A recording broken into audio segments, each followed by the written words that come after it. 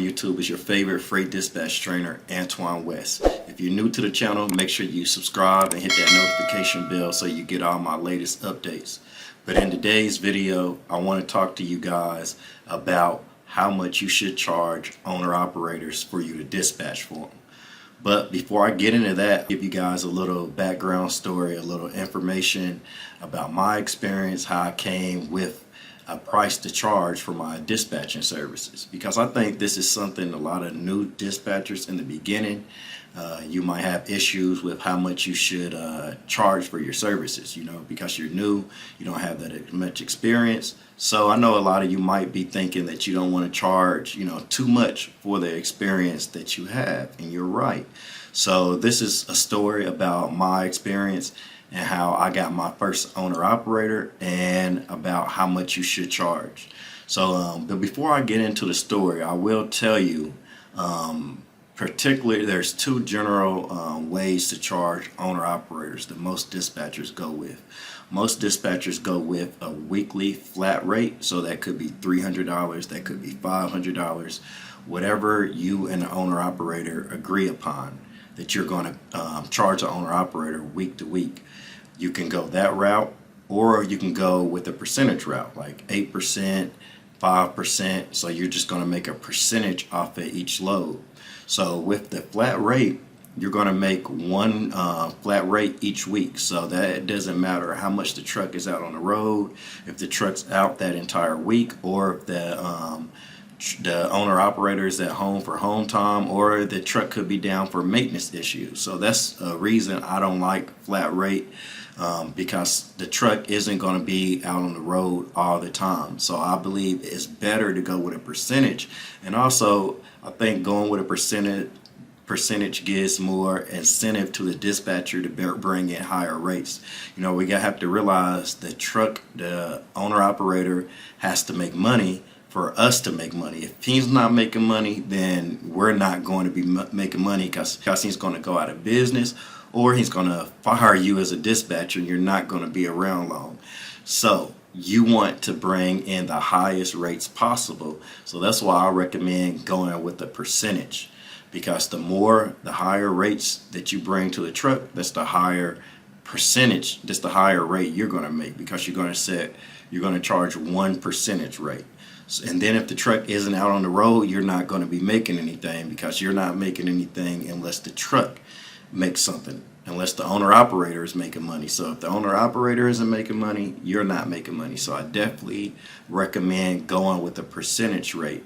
But when it comes to what percentage you should go with, I think there's a couple different ways you can look at it. So that's why I want to tell you my story and my experience, and then you can go from there about how much you want to charge. But my experience would give you a lot of knowledge and insight into how much to charge.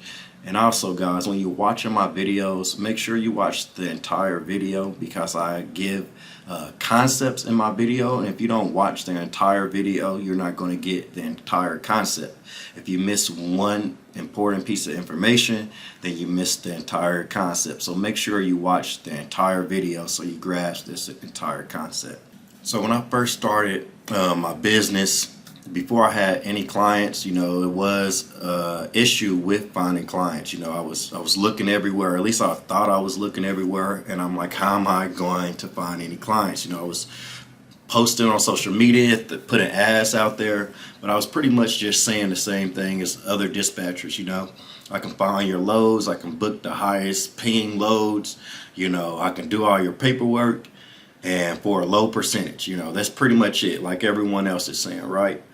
But I wasn't getting any clients like that. So I think a lot of people go through that, because you're looking for clients and then you get burnt out before you ever start the business. So I was on the verge of becoming burnt out, because I didn't think I was going to be able to find anyone.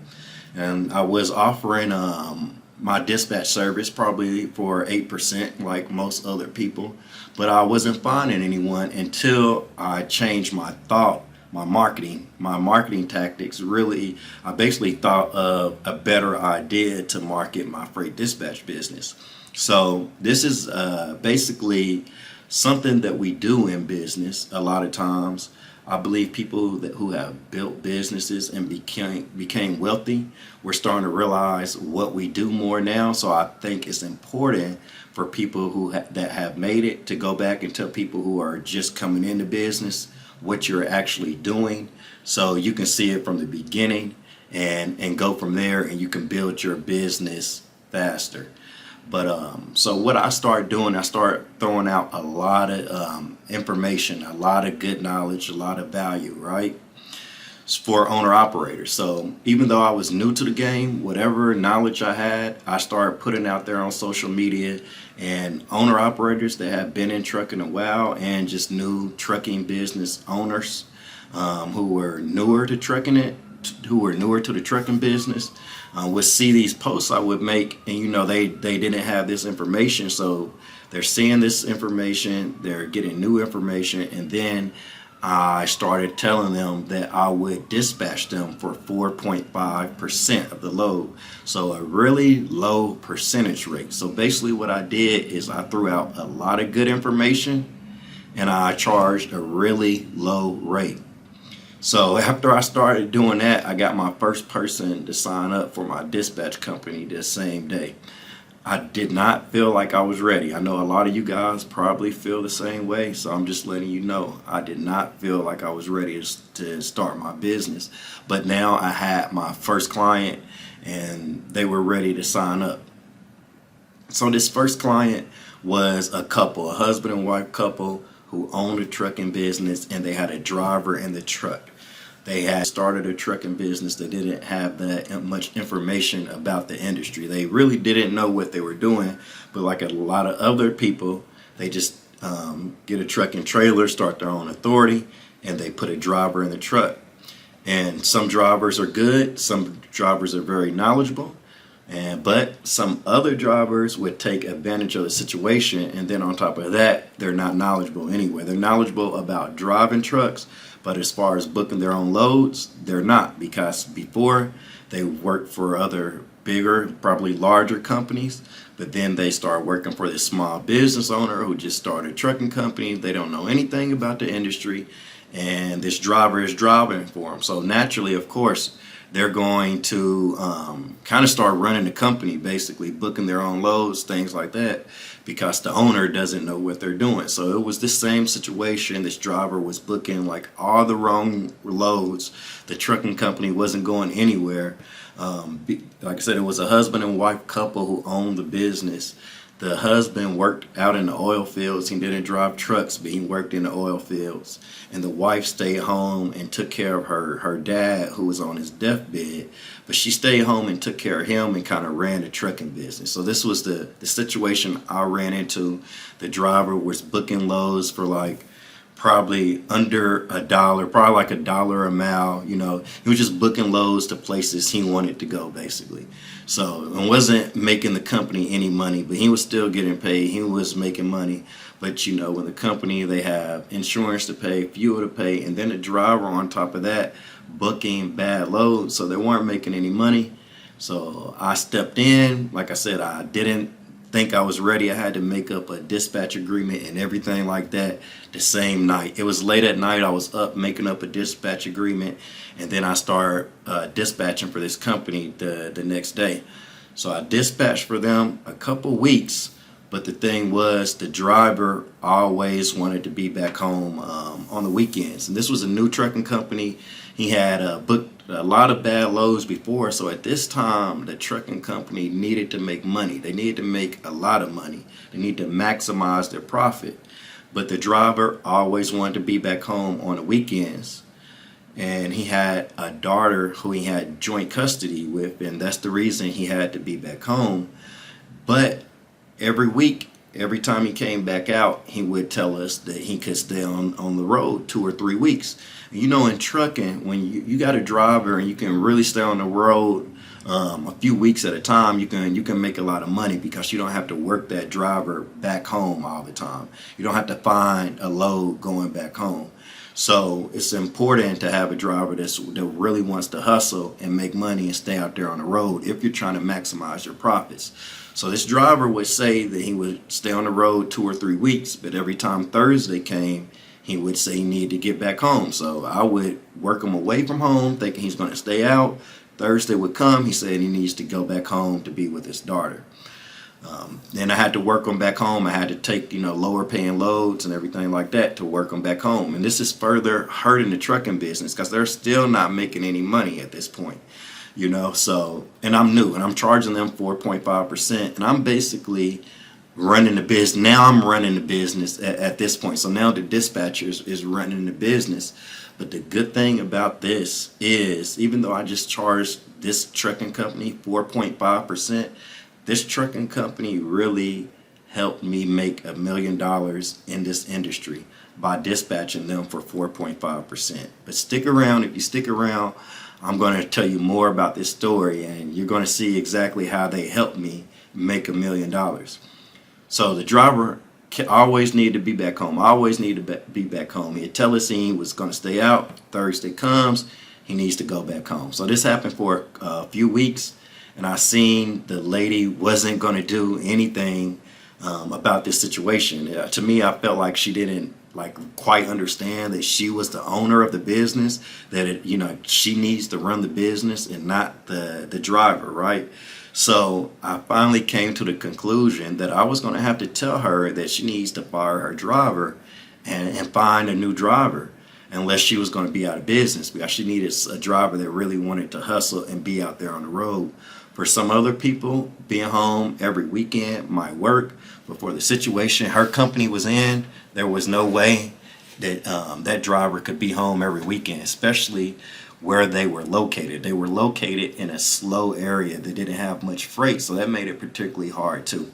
So I knew I had to tell her that she needed to fire her driver. But before I told her this, I was already looking for other drivers for her. I was looking in different places on social media, Indeed.com, and other avenues to find a driver. So like I said, I'm basically running the trucking business. I'm getting paid 4.5%, but now I searched for another driver. I found a couple potential drivers. So for me, that led me to know how to find truck drivers for my own trucking business once I started it later on down the road. So, I'm basically learning the entire trucking game for 4.5%. You see what I'm saying? So, and then after I had a couple potential drivers for her, I came to her, told her that it probably would be a good idea to let that driver go because she ran the company and she needed someone to stay out every weekend. So she agreed with me. She ended up letting that driver go. I found another driver for her. I screened each driver, ended up finding one for her. She was fine with that driver. I helped coordinate the situation to get that driver to the truck. So I'm still learning more about how to own a trucking company, how to hire a driver, and how to get that driver to the truck where that driver needed to be. So I learned all that from dispatching my first person. So we got that second driver in the truck. He made some good money for a couple of weeks, but in trucking, as we all know, trucks do have maintenance issues. So this is a reason a lot of new trucking companies fail, because they don't get it right in the beginning, and then about time they do get it right, they start having maintenance issues, but then they don't have money to handle the maintenance issues, plus pay for the truck payment, trailer payment, and all these bills that they have to pay for that comes with owning a trucking company. So that's why when you start a trucking company, you got to get out on the road and hit the road fast and hard, or if you're dispatching for someone, an owner operator, if they're new to the game, if they were a company driver and now they're a new owner operator and you start dispatching for them. I mean, this is what I learned for dispatching for so many people over time, that nowadays I will let the owner operators know, like, hey, you got to hustle. This is not a game. You now own a business. This is not like being a company driver. You spent all this money. Like, you got to plan to be out there for a few weeks, maximizing your profits. So I just learned to basically mentor owner operators from working with that first person that I dispatched for 4.5%. But once that second driver got in there, and like I said, he was making money, but the truck started having maintenance issues. They didn't have any money to fix the truck, and they basically went out of business. And so that's something that I learned from the first trucking company that I dispatched for, to basically get on it fast from the beginning, or things like that can happen, you know. So I learned a lot. I learned how to hire drivers. I was like taking care of her IFTA, taking care of a lot of things within the trucking and within her trucking company that she didn't know how to do. But I was happy to take care of everything like that I did for her. I was happy to find the driver because I was learning. That just helped me to learn more. So that's pretty much how I got started, and by charging 4.5%. So that goes to say, when you first get started, if you want to build your experience, just charge a low percentage rate. And another thing, going back, what I was telling you guys, what successful business owners do, and you'll see with any business that's successful, making money, the employees are happy. What you do as a salesman, you put good into your prices. So whatever price you charge, if it's when I was charging 4.5%, or if I'm going to charge the average of 8%, or even more than 8%, because I have charged people as much as 13% to dispatch for them. So you can charge more than 8%, but the key is, as a good salesperson, because this goes more into sales, and a lot of the times people fail in dispatching businesses because you just think about dispatching, but you got a lot of marketing and sales that you have to do in dispatching. So setting your price is part of sales. But this is what I do, and this is what more business people are becoming aware of over time. And I don't even believe this is in the business books now, but you give it a couple months, a couple years, it'll start coming out more. And this is what I was saying, that I believe successful business owners need to tell, like new business owners that's just coming in now. We need to share this information with you so you can use it in your business and it'll help you out. But what it is, certain principles and certain laws that you have to use everywhere in life. So I love selling. I do believe I'm a great salesperson. I love selling, but this is why I love selling. So basically, in any price that I sell, any price that I set, I put good into my price. And what I mean by that is, whatever, if I'm charging 4.5%, or if I'm charging 8% or more than that, I put good into my price. So what that means is, I believe my price is good. Any price that I ever set anywhere in business, I believe my customer is getting a good value for that price. I know as long as I believe that, the right customer will always come to me for the right price, no matter what the price is, as long as I believe that it's a good price. And then the right customer will come to me for the right price. So as long as the customer believes they're getting a good investment, they're going to be able to spend money with me. They're going to be able to spend the 4.5% with me, or spend the 8%, and that's going to be an investment for them. And then they will make more money. Their money will increase. So that's the way we need to think about money. You guys look at a dollar. Look at all the money you have. What you see on a dollar, it says, "In God we trust." So I want to start teaching you guys about more how to use this power, even in sales, even in selling, even in setting your price. So the reason why you see "In God we trust" on money, because anytime you spend money, you're supposed to spend money in God and the good that you trust. So anytime I make an investment, I spend it in faith in good.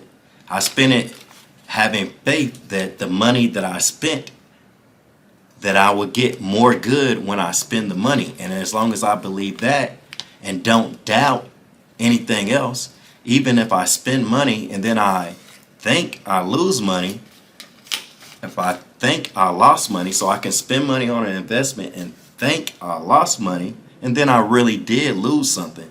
But if I spend money on an investment, always having faith and always believing that the money that I spent was spent in good faith, like the dollar bill says, in God we trust. So if I really do trust that this money was spent in good faith, then it will return to me. But if I don't believe that, I don't have any faith in the money I'm spending. You see what I'm saying? So if you don't have any faith in the money you're spending, faith, you're not going to get it in return. You see what I'm saying? So basically, if you're a business person and you set a price, you need to have good in your price. You need to have faith. You need to believe in the product that you're selling. And then when you have faith and you believe in the product that you're selling, you will have confidence. Customers, your customers, you can't fake confidence. They're going to know when you're basically a scam salesman, when you're just selling a product that you don't believe in. But if you're selling a product that you have faith in and you believe in your product, it doesn't matter what price you set that product at. The right customer is going to come to you for that right price. So if I'm dispatching someone for 4.5%, the right customer came to me for the right price. And since I offered them such a good price, I got a lot of good value out of that price. I offered them the price of 4.5%, but then I went over and beyond and basically ran their trucking company, found drivers. I don't care if it was calling IFTA, figuring things out about their IFTA fuel sticker. I was calling and making that happen for a price of 4.5%. And then in return, I got $1 million worth of gain. And I used that information to basically build my entire business. I basically learned how to run a trucking business by dispatching them for that 4.5%. So it gave me a lot more. So that means any price you set, have good in your price. Trust your price. If you don't trust your price, your customer is not going to trust your price. So if you set a price, have faith in that price, and the right customer will always come to you for the right price. You see what I'm saying? But hey, if you guys are picking up what I'm putting down, go ahead and go to my website, AntoineWest.biz, where I have freight dispatch trainings. And what I do in my training, you get a 5-hour training video where I teach you everything you need to know about freight dispatching. And then you have one-on-one mentorship phone calls with me. So I believe when you're starting a freight dispatch business, it's good to get that upfront information, but also the one-on-one phone calls are good. So you're going to be working directly with me one-on-one to ask me any questions you have about my training video after you watch it. And then as you're dispatching, working with owner-operators, issues that come up, I'll be available and we'll have those weekly one-on-one mentorship phone calls. Hey, go to my website, check out my freight dispatching programs. Thank you for watching this video. Your favorite dispatch trainer, Antoine West. See you next time.